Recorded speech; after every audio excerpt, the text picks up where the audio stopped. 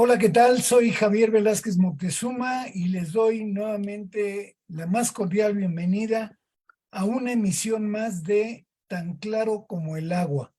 Estos conversatorios que marcan el inicio de actividades del Museo Gota de Agua, un proyecto de la UAM orientado a promover, a divulgar el conocimiento de los diferentes escenarios del agua, ¿no? Desde la fisicoquímica hasta los eventos sociopolíticos que tienen influencia en el agua.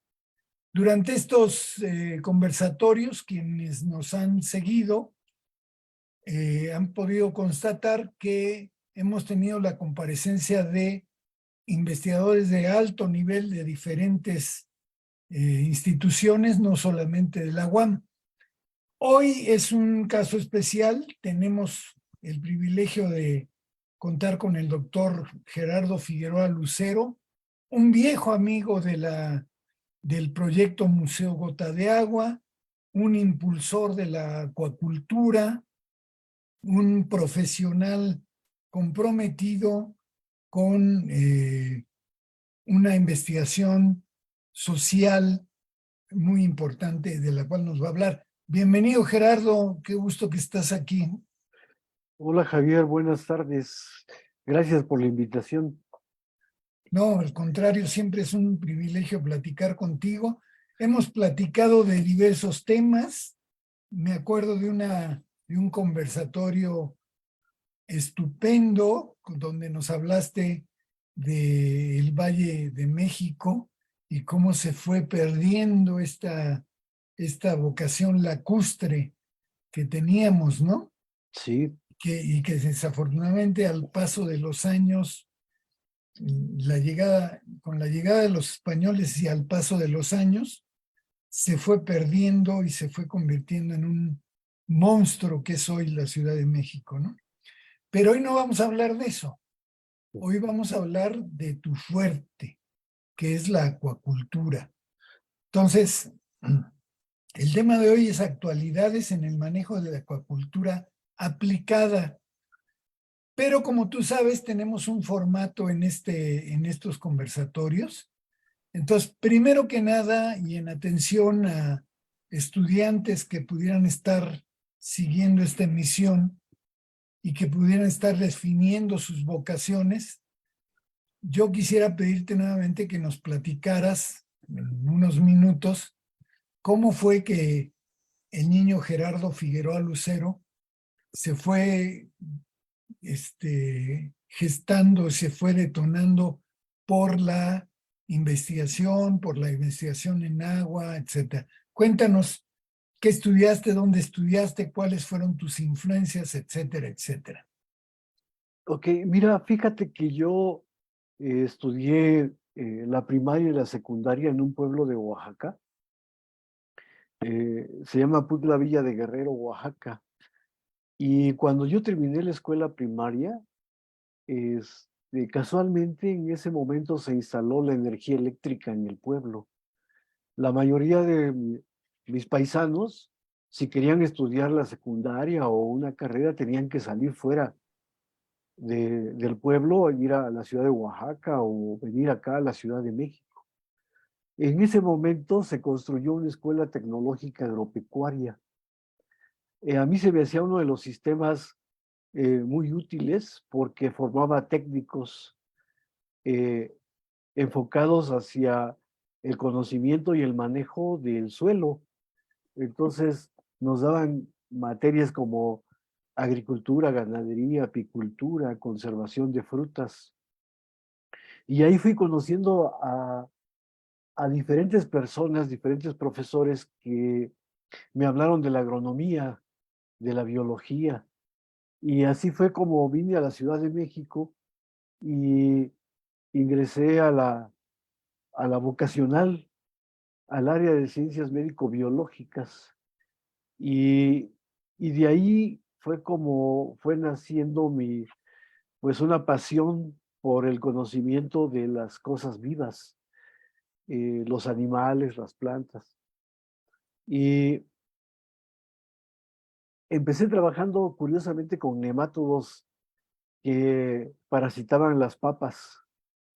Hice una tesis de la vocacional con nemátodos de parásitos de papas y después entré a la Escuela Nacional de Ciencias Biológicas en el Politécnico. Ahí terminé la carrera de biólogo e inicialmente, cuando yo estaba por terminar la carrera, se presentó, desde mi entender, una de las pandemias más últimas pandemias del dengue, Mm, de la presencia de un virus vectorizado por un mosquito. Y pues ahí en el Politécnico había entomólogos muy importantes y intenté trabajar con la dinámica de poblaciones de este mosco, de Aedes aegypti, eh, pero por muchas razones, entre otras, ya había caracterizado cuál era su ciclo de vida en el medio natural y me dio dengue también. Eh, Después fui sujeto de prueba de unos médicos alemanes en no me digas. en la antigua Hospital de Enfermedades Tropicales. Ajá. Y estuve ahí donando sangre mucho tiempo. Y mi director de tesis se cambió de institución y tuve que modificar mi dejar de lado los insectos y empecé a trabajar con los peces. Eh, Ahí conocí a dos pioneros de la acuicultura, que era el doctor Rodolfo Ramírez Sevilla, del cual pues fue mi tutor durante mucho tiempo, durante la licenciatura, durante la maestría. Y así fue como, y después con su esposa, con la doctora María Luisa Sevilla Hernández, con quien empecé ya a trabajar directamente la acuicultura. Ellos fueron los pioneros en la formación del el antiguo Instituto Nacional de Investigaciones Biológico-Pesqueras, que después dio origen al Instituto Nacional de la Pesca. Mm, Eh, Ellos me motivaron mucho para trabajar investigación en especies eh, nativas con las especies de México, a pesar de que ellos introdujeron las tilapias más o menos en los años 60, por ahí en 63, 65, que son el sustento actual de mucha gente, no solo en aspecto comercial, sino como fuente de proteína, de muy buena proteína. Y posteriormente la doctora María Luisa Sevilla incorporó las carpas a México, las carpas chinas, que tienen una historia muy, muy interesante. Bueno, si quieres te platico después de eso, pero de no, ahí es que ya lo que me ingresé a estás la... platicando, lo que me estás platicando nos deja muchas lecciones. Sí, Primero, que en la vida de un investigador, y sobre todo de un investigador de campo, pues hay peligros ujú, reales, ¿no? Yo conocimos también a compañeros nuestros que estudian a los murciélagos y que les cayó la toxoplasmosis ajá, alguna vez horriblemente, ¿no? Entonces, bueno, son los riesgos de la investigación en el campo, ¿no?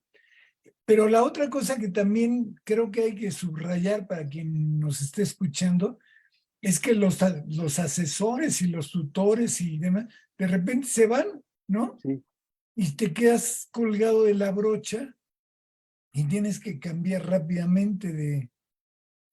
Entonces la decisión de escoger tutores pasa por muchos análisis, ¿no? Incluido de que no se te vaya a ir, ¿no?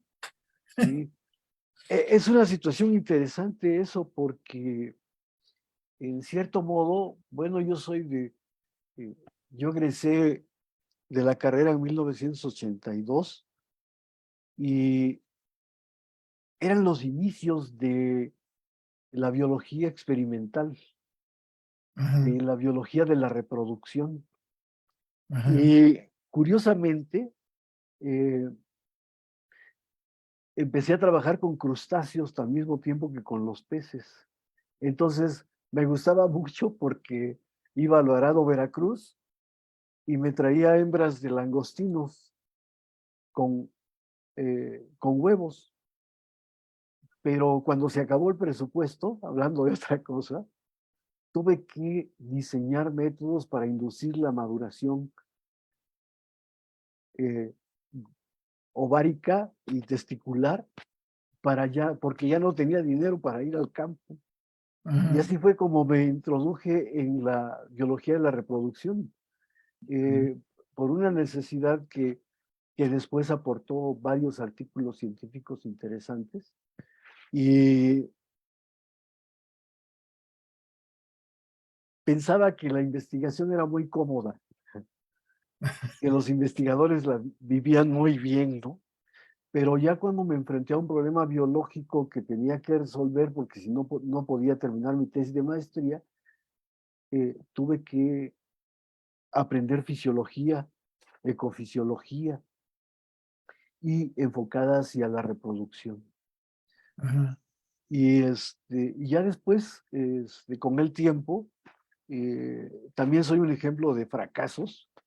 En algún momento ingresé a un programa doctoral eh, de esos que existían antes con el Japón, pero que también se terminó, entonces tuve que, ya casi terminada mi tesis, volver a empezar y conocí a otro pionero de la acuacultura que era José Luis Arredondo Eso Figueroa, es, de él sí me acuerdo bien.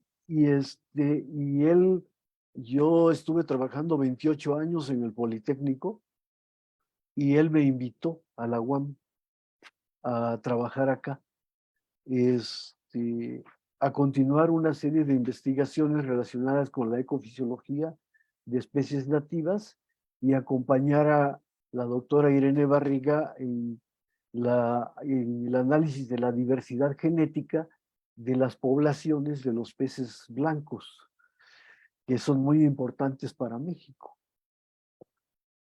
Bueno, ahí es donde me acuerdo haberte conocido, ya Sí, que conocimos la planta de experimental de acuacultura que se instaló en la UAM, con sí. muy buenos augurios, dirigida por José Luis Arredondo. Arredondo, que era un líder reconocido, y por Irene, que también es una entrañable compañera que de un enorme compromiso con la investigación, ¿no?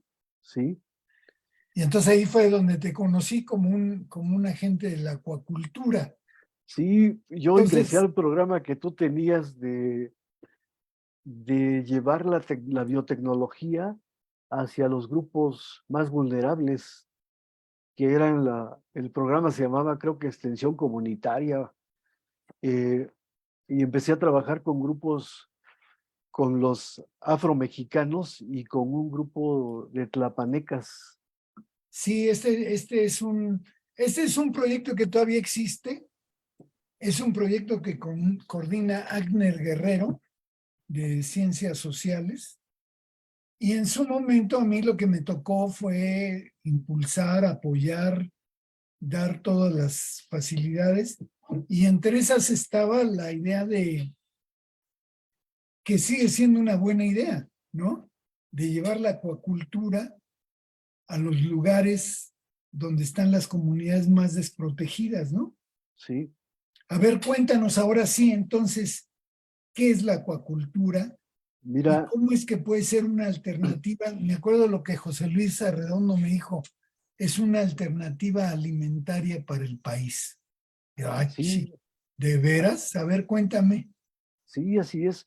Mira, la acuacultura la concebimos actualmente como una biotecnología para la producción de organismos acuáticos a través del manejo del agua. Esto implica la generación de organismos de diferentes, desde invertebrados hasta vertebrados. A través de la acuacultura se generan casi todos los organismos para la experimentación ecotoxicológica. Es decir, se desarrollan prácticamente clones para que la respuesta que tú quieras evaluar sea esa y no debida a variaciones en la diversidad genética o a la edad de los organismos de prueba. Eh, Esta acuacultura se ha normalmente considerado como la producción de organismos para la comercialización, ¿sí? Como son, por ejemplo, las carpas, las truchas, las tilapias, que son especies introducidas a México, o sea, no son mexicanas. Eh, pero también han sido enfocadas hacia la conservación.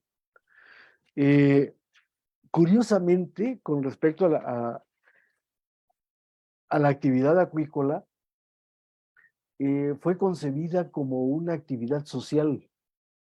El, Cuando se construyeron las grandes presas en México, sobre los ríos, estas se construyeron para hacer canales de riego y para evitar las inundaciones. Entonces eran cuerpos de agua de varios miles de kilómetros que contenían una gran cantidad de agua en esos cortina arriba, digamos, de las presas. Entonces, inicialmente, por eso es que se inició la acuicultura en México, así se inició, de que se repoblaron esos cuerpos, grandes cuerpos de agua, con peces. Esto cambió el estilo de vida y desarrollo de la gente.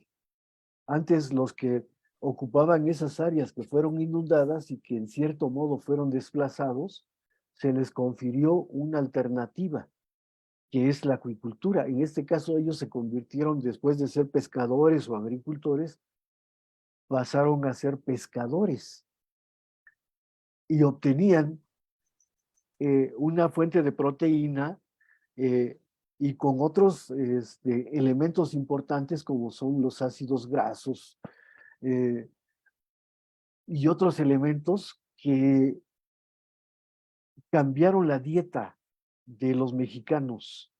Por eso es que digo, hubo un cambio en el estilo de vida y desarrollo de los pueblos que estaban junto a esas grandes presas. Con el paso del tiempo, estas presas, bueno, las primeras que se construyeron fueron en Temazcal, en Oaxaca, donde se inició la acuicultura, y en el Infiernillo, en Michoacán. Se llegaron a producir miles de toneladas que pasaron de ser un abastecimiento de consumo a una venta, a una producción ya. Actualmente, el Estado mayor productor en el caso de los peces, de las mojarras, es Chiapas.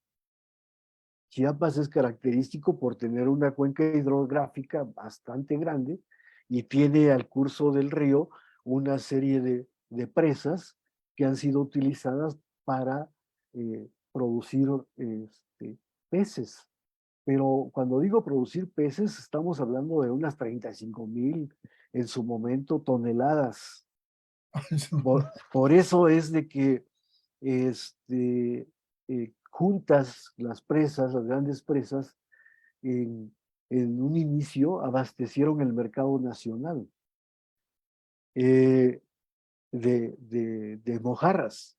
O sea, Actualmente, no tienes que irte al mar con la cantidad de producción que hay tierra adentro, digamos. sí, La acuicultura de agua dulce ha crecido muchísimo, eh, en parte porque se abandonó esos sistemas de cultivo, bueno, no se abandonó, pero lateralmente a los sistemas de cultivo extensivo, que eran las grandes presas, solamente se ponían ahí los peces, millones de peces, pero no se les daba de comer. Esos peces consumían la productividad primaria y secundaria del cuerpo de agua. Entonces fue un gran acierto porque esos sitios que eran agua para producir electricidad, ahora también producían peces, o todavía lo siguen produciendo. Esto ha ido creciendo en el sentido de lo que decía José Luis.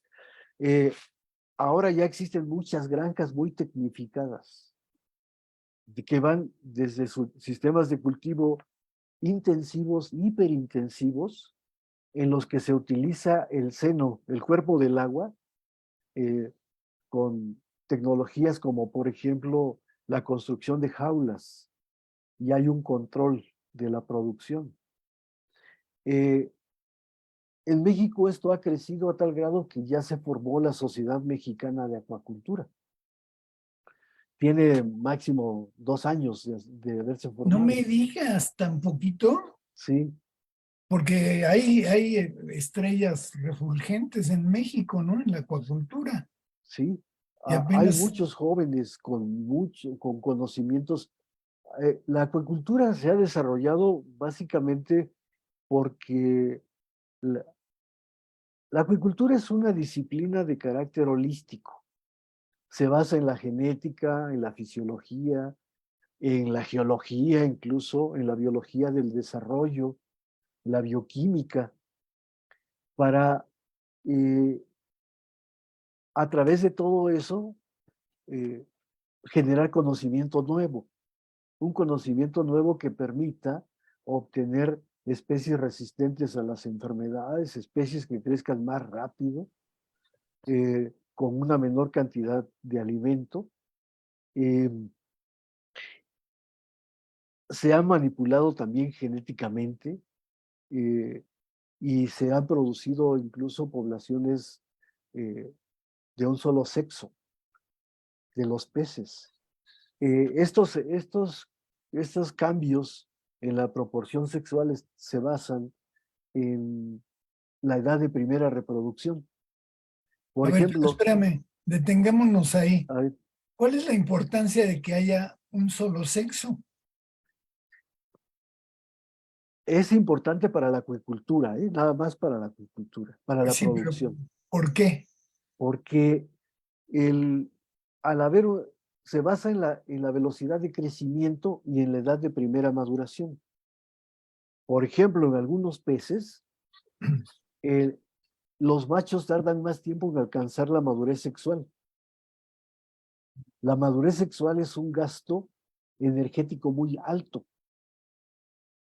Entonces, si en una especie los machos tardan más tiempo, se revierten a machos, toda la población cultivada.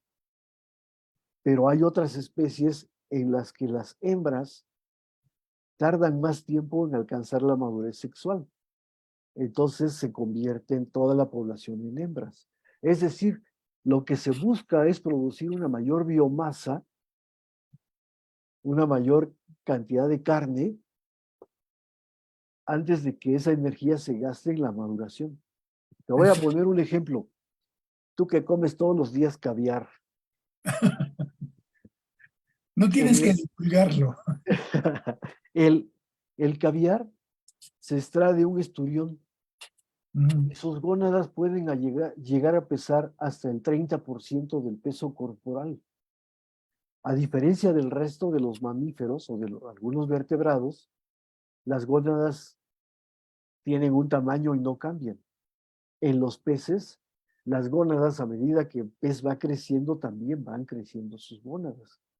Eso implica que se produce una mayor cantidad de óvulos o de espermatozoides. Y eso implica un gasto energético muy alto del organismo.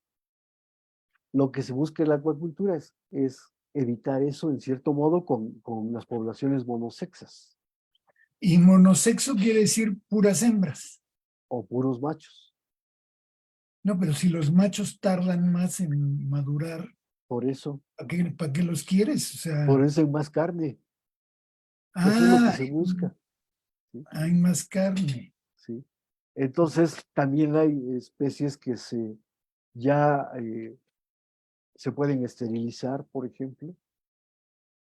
En el caso del salmón chileno, ya se ha estudiado cuáles son los genes que determinan las hormonas del crecimiento y se modifican genéticamente para que crezcan mucho más rápido al haber una mayor cantidad de hormonas del crecimiento. Lo estoy diciendo en términos simples, es un poco más complejo, Sí, sí, no. pero al haber una mayor cantidad de hormonas, de secuencias que se producen las hormonas del crecimiento, eh, el pez con una menor cantidad de alimento se hace más eficiente y crece más rápido. Ujú. Estamos platicando con el doctor Gerardo Figueroa Lucero del Departamento de Hidrobiología de la UAM Iztapalapa y estamos platicando de las actualidades en el manejo de acuacultura aplicada. Gerardo, tú como fundador de los pioneros en la planta experimental de acuacultura en la UAM, ¿cuál es el argumento para instalar una planta experimental dentro de una unidad universitaria? Cuando digo, a lo mejor muchos pensarían que, no, pues vete a un laguito, vete a un cuerpo de agua, ¿no? ¿Qué es lo que hace? ¿Por qué es importante que haya un espacio experimental en una universidad como la UAM, por ejemplo? Sí, el, el objetivo tiene muchos objetivos, pero tal vez uno de los más importantes es formar recursos humanos en esta área del conocimiento. Eh, una característica de la UAM es la intervención de diferentes disciplinas en la formación de un estudiante.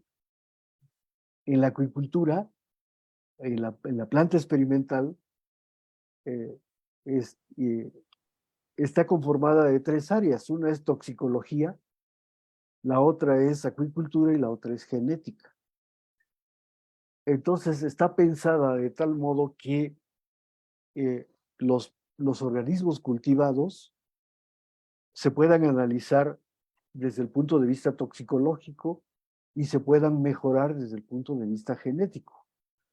¿Por qué tener una planta en una universidad? Somos la única universidad aquí de la Ciudad de México que tiene una planta. Porque también en ella se ensayan muchas cosas que tienen que ver con el conocimiento adquirido por los estudiantes. Por ejemplo, una pregunta que normalmente nos hacen es, ¿por qué una planta acuícola en Iztapalapa? Si en Iztapalapa no hay agua. En Iztapalapa el agua no es de buena calidad. Bueno, Exacto. esto ha llevado a que se desarrollen biotecnologías para la filtración del agua y para que se tenga una calidad, se pueda reusar primero. El agua que se obtiene se usa durante un ciclo de producción. Esa agua se puede utilizar para producir. Los peces excretan en el agua, ¿no? Nosotros técnicamente decimos los productos derivados del metabolismo de los animales se pueden utilizar como fuente de energía para producir plantas, para producir otro tipo de organismos, entre ellos las microalgas, y que al final de cuentas, en un ciclo integrado como un ciclo biogeoquímico, en el que está la producción de los peces y la purificación de esa agua, se puede volver a utilizar. Tal vez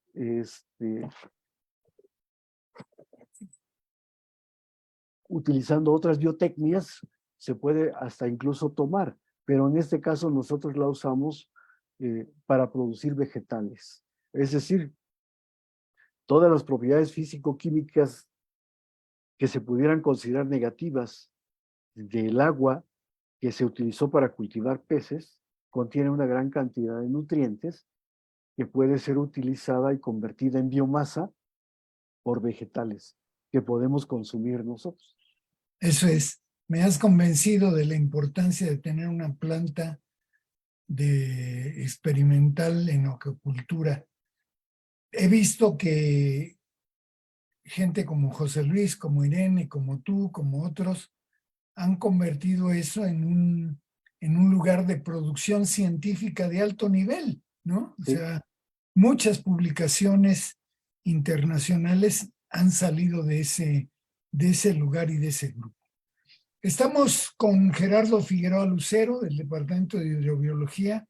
Estamos hablando de acuicultura, pero llega el momento en que le insista a la audiencia que nos está haciendo el favor de seguirnos, que este es el momento de hacer sus preguntas y sus comentarios, porque si dejamos pasar el tiempo y lo hacemos ya hacia el final, tenemos la mala experiencia de que no es posible transmitir las preguntas a nuestros ponentes.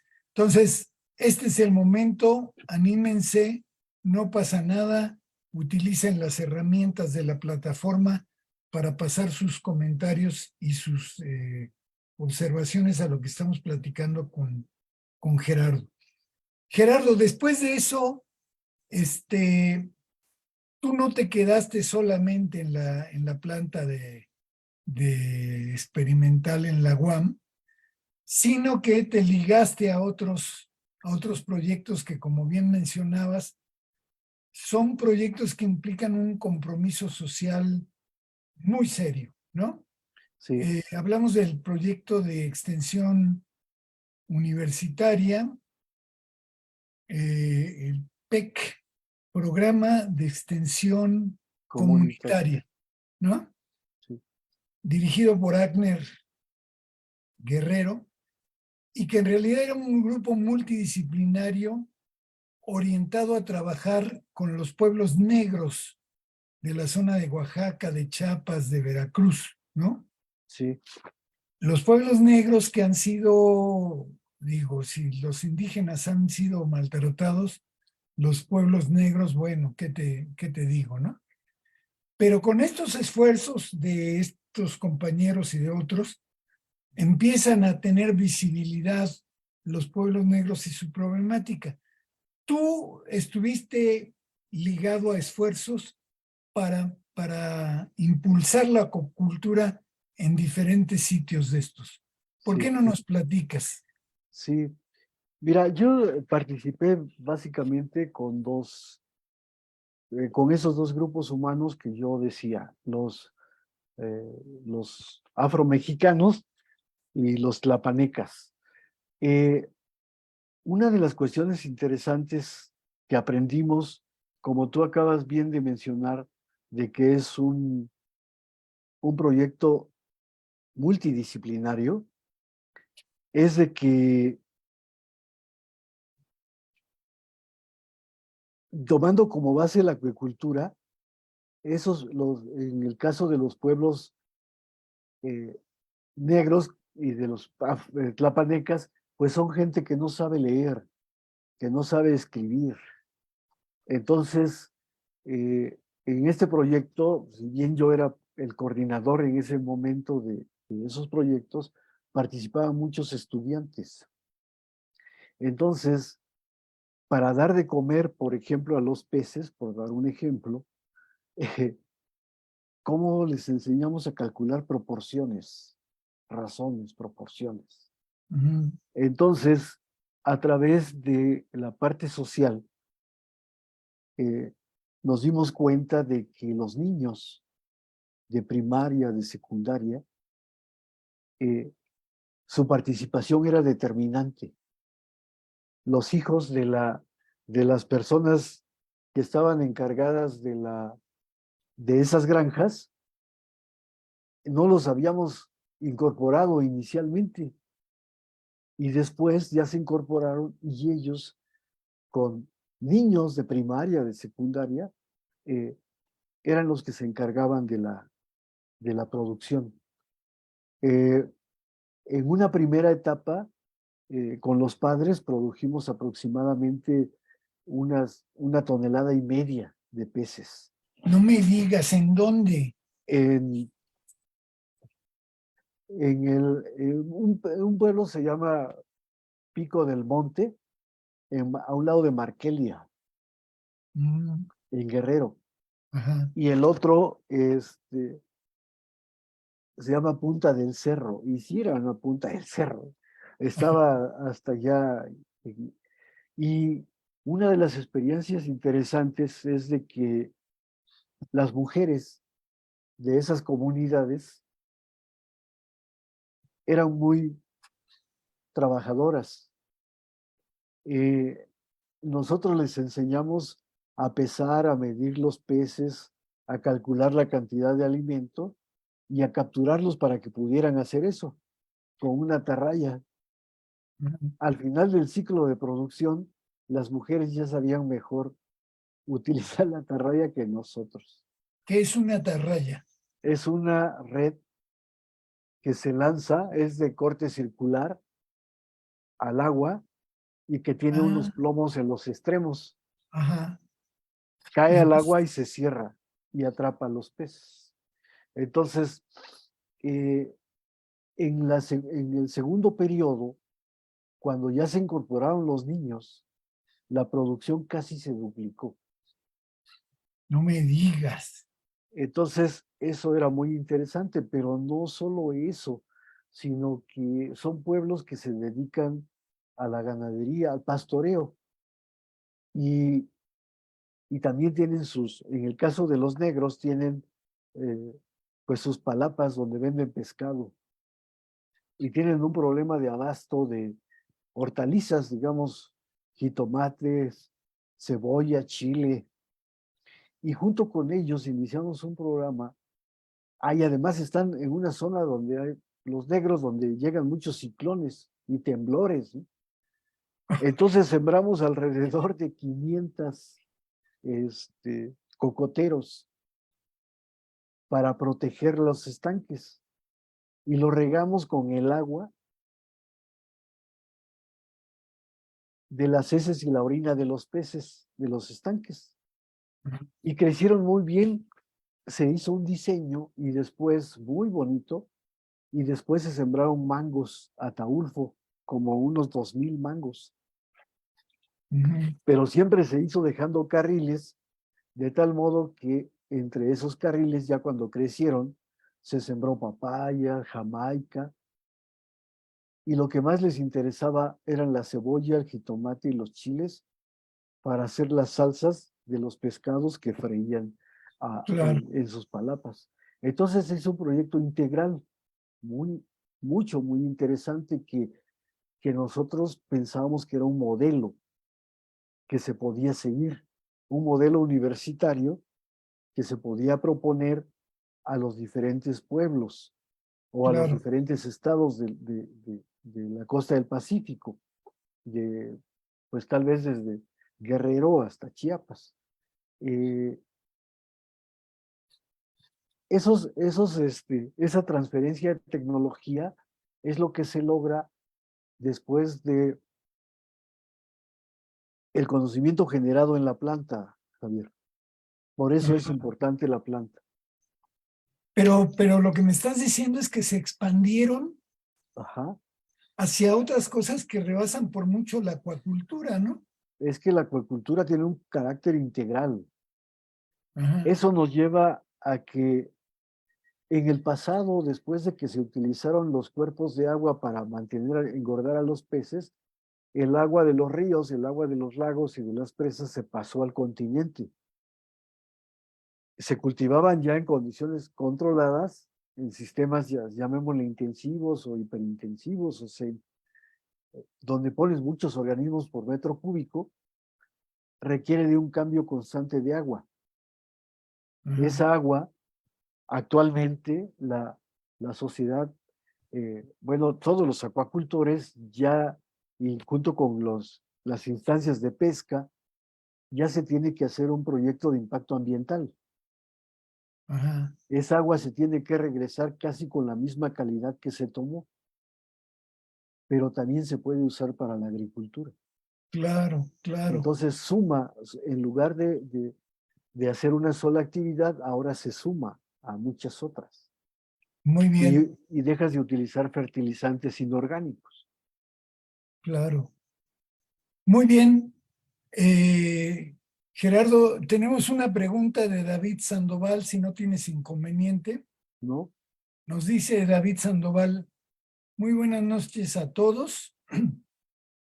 Gracias por la información tan importante que usted aporta a este programa. Me gustaría saber si este tema puede incluirse en el tema de la gestión comunitaria del agua o en algún tema relacionado con la escasez del agua. Este tema del que usted habla es nuevo para mí. Soy economista y apenas me estoy integrando al tema del agua mediante la economía ecológica. Nuevamente, muchas gracias por aportar con este gran tema. ¿Qué te parece? Fantástico, ¿no? Fantástico, Y sí. un economista que le estás abriendo los ojos con respecto a este tema. ¿Qué le comentas? Bueno, en el aspecto de la economía del agua, es un tema pues muy actual, ¿no? El agua, digamos que no en su volumen a nivel mundial no cambia, pero sí se contamina. Entonces, cada vez el agua libre de contaminantes es menor. La acuicultura tiene ese carácter facultativo. Se puede reutilizar esa agua y se puede analizar desde diferentes enfoques energéticos, por ejemplo, la producción de energía. Pero la gestión existe. Existe ya una normatividad al respecto. Si gusta, pues yo se la puedo proporcionar posteriormente. Pero ya existe una gestión con respecto a lo que él menciona, ¿no? Muy bien. Pues le decimos a David Sandoval que estamos escuchando al doctor Gerardo Figueroa Lucero, que es del Departamento de Hidrobiología de la UAM Iztapalapa. Lo localizas en la UAM Iztapalapa, en el Departamento de Hidrobiología o en la mismísima planta experimental, ¿verdad? Sí, Producción acuícola. Muy bien. Hay otra pregunta que no nos dejaron el nombre, pero dice sobre programas para recuperar especies en riesgo o en peligro de extinción, si es posible hacer esto y liberarlos a la vida silvestre. mira, aquí otro aspecto dentro de lo económico y de lo ecológico es que la pesca como actividad extractiva de los recursos acuáticos, a partir de los años 80 sufrió un estancamiento. Es decir, ya no sigue aumentando los volúmenes de pesca del océano, por ejemplo. Entonces, a través de la acuacultura, en este momento, yo me atrevería a decir, se están generando, en el momento que estamos platicando, se están generando biotecnologías para la producción y para la reproducción de las especies que están que han disminuido el tamaño de sus poblaciones o de aquellas que ya están en un grado de amenaza. A través de la acuicultura se pueden reponer, se pueden producir juveniles y llevar al mar, por ejemplo, para repoblar. Eh, la repoblación en la acuicultura es un tema muy, muy interesante. Está relacionado con todo lo que yo platiqué ya, con el conocimiento de la manipulación cromosómica, la selección genética, Actualmente ya se están haciendo análisis transcriptómicos para caracterizar genes útiles para la biosíntesis de productos particulares que se requieran. Esto es, eh, la, la producción, por ejemplo, de microalgas es parte de la acuicultura. Nosotros ya podemos producir diferentes tipos de pigmentos, diferentes tipos de ácidos grasos o carotenoides en general que son útiles, que son esenciales, por ejemplo. Entonces, el tema que toca quien pregunta es muy interesante. Es la construcción de bancos de germoplasma. A través de la acuicultura, actualmente ya se están generando bancos en los que se conservan los espermatozoides, los óvulos, el tejido a través de criopreservación, el DNA. Entonces, todo eso nos lleva a generar nuevas tecnologías para la conservación. Desde luego, la conservación por conservación se ha discutido mucho, pero como que no pudiera ser muy eficiente. Es decir, por ejemplo, eh, los bisnietos de Gerardo, si quisieran ser biólogos y fueran a sacar los productos, los espermatozoides y los óvulos congelados en los bancos de germoplasma, simplemente para decir, ¿a qué hicieron estos locos, no?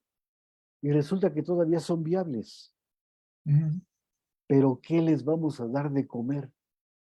mm. ¿Qué, qué proporción sexual tienen? ¿A qué edad alcanzan la primera maduración sexual?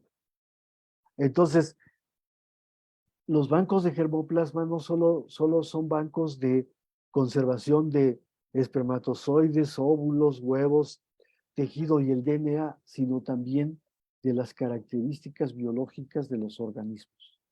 Mm. Eso los hace mucho más interesantes, de tal modo que en el momento en el que se descongelen, por ejemplo, si solo se criopreservaron en nitrógeno o en otro elemento que tenga temperaturas de menos 80 grados centígrados, se puedan utilizar, sea que sean útiles, no solamente que se haga la experimentación, sino que sean útiles. Nosotros en la planta trabajamos en eso. Muy bien, Trabajamos en la conservación de tal vez un grupo de especies más importantes, de las más importantes de las aguas continentales de México, que son los peces blancos. eso es. Fantásticos proyectos, Gerardo, fantásticos. Vamos a dar paso a algunas preguntas que, como ya avisábamos, llegan en los últimos minutos. Entonces tenemos una intervención de Juan José Santibáñez, que es el Ah, director del Museo Gota de Agua. Dice él, es tan importante este proyecto que los compañeros de las comunidades de San Juan Tamamatla, en el Estado de México, están ya trabajando para poder difundir en el Estado de México estos maravillosos proyectos. Felicidades, doctor. Entonces, tenemos otro que es de Carlos Uriel. Carlos Uriel dice, doctor, en su momento, la aplicación de un proyecto de producción de acuacultura en zonas de afromexicanos es muy importante por su abandono social y de políticas de gobierno. Puede considerarse que este tipo de proyectos tenga un enfoque de desarrollo social el cual coadyuve en la resolución de la pobreza dimensional de estas zonas y otras del país con características sociales similares. Es decir, que se pueda producir alimentos de calidad e inocuidad que les permita tener alimentos limpios que ayuden en la dieta de los habitantes, pudiendo producir también vegetales a la par de la producción acuícola. Un caso en concreto para mí sería en el municipio de Paraíso, Tabasco. ¿Qué le comentas a Carlos Uriel? bueno, creo que dijo él, hizo un comentario bastante amplio. Es posible, es posible. O sea, el objetivo ya lo mencionó él, ¿no? Yo decía un cambio en el estilo de vida y desarrollo. El cambio de estilo de vida y desarrollo va acompañado de una mejor alimentación, Ajá, de muchas cosas, ¿no? De un ajá. mejor uso del agua, más racional. Entonces, pero también de una conciencia, ¿no? De la importancia de este recurso. Es posible eh, aplicarlo en todos lados y lo Eso están haciendo. O sea, existen, por ejemplo, el doctor Alberto Aciaín, es una, un, un pionero también, igual que yo, de los eh, formadores de la Sociedad Mexicana de Acuacultura, que él trabaja a otra escala, pero con esa idea en Veracruz. Entonces, este programa, si bien es cierto que debería de hacerse más, comunicarse de manera más extensiva con otras instituciones de investigación, es pionero en la UAM y es pionero en México. muy bien. Muy bien, Gerardo Figueroa Lucero, de profesor investigador de la UAM Iztapalapa en el Departamento de Hidrobiología. Desafortunadamente el tiempo se nos agota. Llegamos al final de este conversatorio. Se van rapidísimo, ¿no? Sí, O sea, todo esto que nos has enseñado en esta tarde ha sido verdaderamente estimulante. Entonces, ya llegamos al final. Yo te pediría, Gerardo, que nos dieras un mensaje de cierre. ¿Hacia dónde vamos con la acuacultura? ¿Qué es lo que hay que hacer para impulsarla? bueno, lo que voy a decir no es una idea mía, sino es una idea que se ha manejado durante mucho tiempo por casi todos los acuacultores antiguos y los nuevos. Nosotros consideramos que la acuicultura, por los hechos, es la biotecnia más que la agricultura, más que la ganadería, que ha crecido a un ritmo sobresaliente en los últimos años. Es una fuente de producción de proteínas, de ácidos grasos esenciales para la alimentación de nosotros, los mexicanos. Eh, el futuro de la acuacultura es muy promisorio. Lo que una de las cosas en las que se debe trabajar es en el vínculo con la ingeniería de los alimentos, con la ingeniería bioquímica, para que en México se produzcan alimentos con los requerimientos nutricionales para las especies de México. Bueno, las especies que se están trabajando en México, por ejemplo, la vaquita marina, la totoaba, los guachinangos, los robalos, los pejelagartos, porque están de moda, ya se cultivan. Entonces, la biotecnología existe, pero hay un área importante que desde mi punto de vista en las universidades está abandonada, que es la nutrición. Los ingenieros bioquímicos o los ingenieros de alimentos, no es una crítica, hacen quesos, leches, cornflakes para el ser humano, pero para el resto de los organismos no, pero no porque no puedan, sino porque no existe esa comunicación. Mm. Entonces, el futuro de la agricultura es mejor que la ganadería por muchos aspectos, sobre todo por los procesos metabólicos, ¿no? Actual, desde hace unos 5 años está muy de moda que producir carne es, se produce una gran cantidad de contaminantes, sobre todo de CO2, por el metabolismo anaeróbico de lo que comen, ¿no? Claro. La agricultura cada vez el suelo está más contaminado, cada vez es más escaso, cada vez el tamaño de la población humana crece desmesuradamente. El ejemplo pues, somos nosotros, aquí en la Ciudad de México. Somos un pueblo joven, tenemos 600 años, más o menos, desde que llegaron los españoles hasta ahorita. Y siempre lo digo, el sistema antiguo de lagos que estaba aquí en la cuenca de México, en tan solo 500 años lo hemos destruido. Somos un ejemplo, en muchos casos los mexicanos, pero en este uno negativo, ¿no? Hemos sustituido esos sistemas de lagos por un mar, pero de asfalto. Entonces, las políticas actuales que se están haciendo por recuperar humedales, por hacer esto, están muy bien. Nos hace falta a los acuacultores intervenir en eso, recuperar las especies que componían la diversidad acuática del antiguo lago mexicano. Por el otro lado, con respecto a la alimentación, con respecto a la nutrición, pues, como dije, consideramos que es una de las formas de producir alimentos más importantes que ha crecido mucho más y que todavía tiene un amplio espectro en el mundo y en México, ¿no? O sea, todavía podemos producir más y mejor. Muy bien, pues que ese sea el mensaje, el optimista mensaje final de este conversatorio. Hemos platicado con Gerardo Figueroa Lucero, profesor del Departamento de Hidrobiología de la UAM Iztapalapa.